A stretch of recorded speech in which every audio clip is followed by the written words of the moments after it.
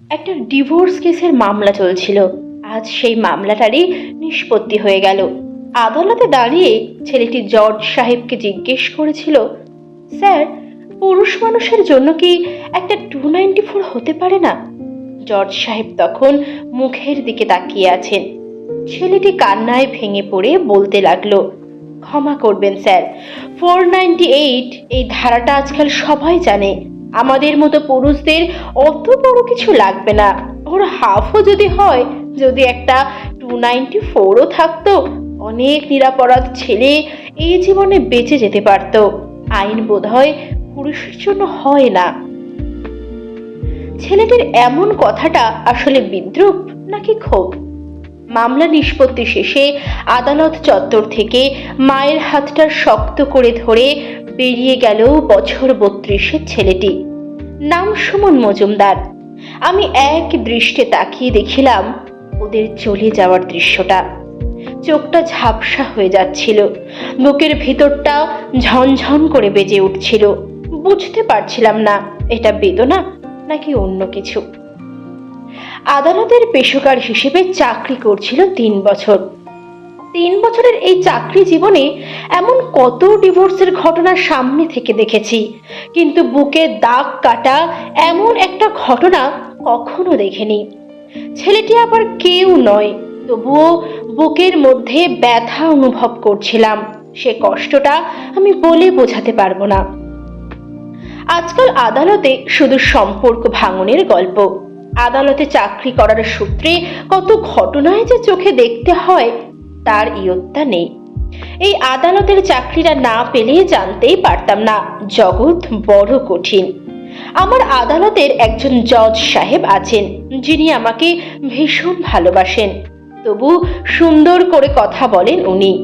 বিশেষ একটা দরকারে সেদিন জজ সাহেবের বাড়িতে গিয়েছিলাম। কথা বলতে বলতে উনি বললেন, রাকেশ, এবার বিয়েটা করো। আর কতদিন একা একা থাকবে? আমি হেসে মজা করেই বললাম, এই তো স্যার ভালোই আছি, চাকরি করছি, নিজের মতো করে রান্না করছি, নিজের পছন্দের খাবার খাচ্ছি, একাই আছি, বেশ ভালোই আছি। আপনাকে তো আমার জীবনের ঘটনা সবই বলেছি। বিয়ে করব না স্যার। তাছাড়া আদালতে বসে যেভাবে বিয়ে ভাঙার গল্প দেখছি, তাতে আর ইচ্ছে নেই স্যার। একলা থাকার একটা সুবাস আছে, নিজের জীবনে তখন নিজেই বস। আমার কথা শুনে জজ সাহেব হো হো করে হেসে উঠেছিলেন। তিনি বললেন, জীবন তোমার, নিজের মতো জীবন কাটানোর অধিকার তোমার আছে। জজ সাহেবকে বললাম, যতই বলি স্যার, নিজের মতো করে কাটাবো।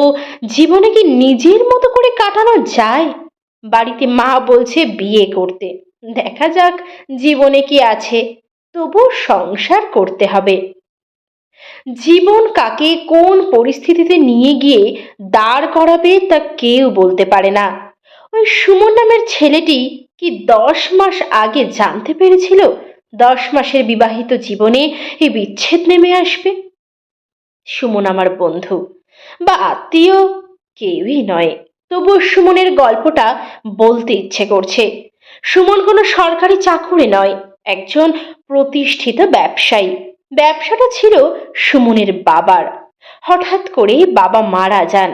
বাবা মারা যাওয়ার পর থেকে সেই ব্যবসা চালাচ্ছে সুমন। মালদহ টাউনে নিজস্ব বাড়ি। অবস্থা খারাপ নয়। সুমনের বিয়ের কয়েকদিনের মধ্যে ধরা পড়ে ওর মায়ের ক্যান্সার। বাড়িতে অসুস্থ মা আর বউকে নিয়েছিল সুমনের সংসার। একটা শান্তিপূর্ণ জীবন চেয়েছিল সুমন, তার হয়নি। জীবনে একটা পারফেক্ট মানুষের চেয়ে একটা শান্তিপ্রিয় মানুষের বড় প্রয়োজন বোধ হয়। সেই শান্তিটাই দিতে পারেনি সুমনের স্ত্রী নন্দিনী। নন্দিনীর সাথে সুমনের বিয়েটা দেখাশোনা করেই হয়েছিল। বিয়ের আগে সুমন ভেবে নিয়েছিল নন্দিনী বুঝি তার জীবনের জন্য পারফেক্ট। সাধারণ নিম্নবিত্ত বাড়ির একটা মেয়ে, সে হয়তো তাকে বুঝবে। নন্দিনী সুমনের টাকা ছাড়া কিছুই বোঝেনি আর। মায়ের ক্যান্সার ধরা পড়ার পর সুমনের স্ত্রী নন্দিনী জানিয়ে দিল ক্যান্সার রোগীর সাথে থাকা তার পক্ষে সম্ভব নয়, তাই আলাদা ফ্ল্যাট কিনে দিতে হবে নন্দিনীকে। সুমন বলেছিল, তা কি করে সম্ভব? মায়ের এই অবস্থায় মাকে ছেড়ে চলে যাওয়া সম্ভব নয়। নন্দিনী শুনে বলল, তাহলে 25 লাখ টাকা দিয়ে দাও, আমি বাপের বাড়িতে থাকবো। কি বলো, এই অবস্থায় তুমি এসব বলতে পারো না, আমি পারবো না দিতে। তারপর থেকে শুরু হলো অশান্তি। নন্দিনী জানিয়ে দিল মাসে 20,000 টাকা হাত খরচ দিতে হবে, যদি পারো তবেই তোমার সাথে থাকবো, তা না হলে নয়। সুমন রাজি হয়েছিল। প্রথম 2 মাস 20,000 করেই দিয়েছিল। নন্দিনী যেন খুশি নয়, সুমনকে বলে বসলো আরো 10 বাড়াতে হবে। মানে মানে আর কি, 20,000-এ কি হয়? সুমন স্পষ্ট ভাষায় জানিয়ে দেয়, পারবো না দিতে। না পারলে বিয়ে করেছিলে কেন? আমি তো তোমাকে আর এমনি এমনি বিয়ে করিনি। কিসব বলছো তুমি? ঠিকই বলছি, আমার পক্ষে সম্ভব নয়। তোমাকে ডিভোর্স দেব, বধূ নির্যাতনের কেস করব, যা পারো করে নিও। তারপর নন্দিনী বাপের বাড়িতে ফিরে আসে। বধূ নির্যাতনের কেস নিয়ে ডিভোর্সের মামলা করে। অভিযোগ করে শাশুড়ি আর স্বামী প্রচণ্ড অত্যাচার করে। 50 লাখ টাকার দাবি করে বসে।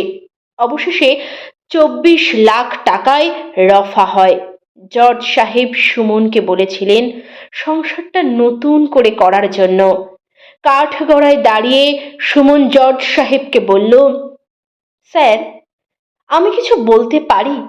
জজ সাহেব বলার জন্য আদেশ দিতেই সুমন বলতে শুরু করলো।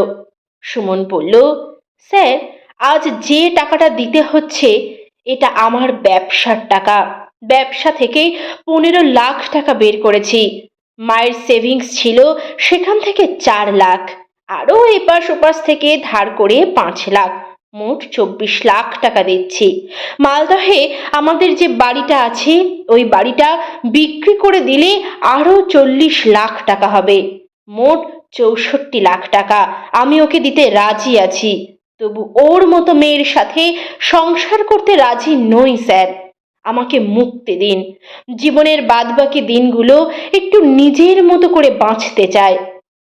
জীবন যন্ত্রণা কোন জায়গায় নিয়ে পৌঁছলে তবে এমন কথা আসে, ভাবছিলাম এরকমও হয়। সুমনের স্ত্রী এটা করতে পারলো? এতটা নীচ মানসিকতা হয় কি করে? ওদের কয়েক মাসের বিবাহিত জীবনের এই গল্পটা শুধু সুমনের মুখ থেকেই শুনেছিলাম, নন্দিনীর কাছ থেকে কিছুই শুনিনি। আমি নন্দিনীর মুখে না শুনলেও সুমনের এই গল্প যে সত্যি সেটা আর বলার অপেক্ষা রাখে না।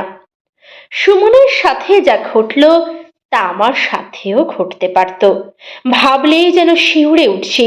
হয়তো আমাদের বোলপুরের বাড়িটাই বিক্রি করতে হতো, হয়তো নিঃস্ব হয়ে পথে বসতাম।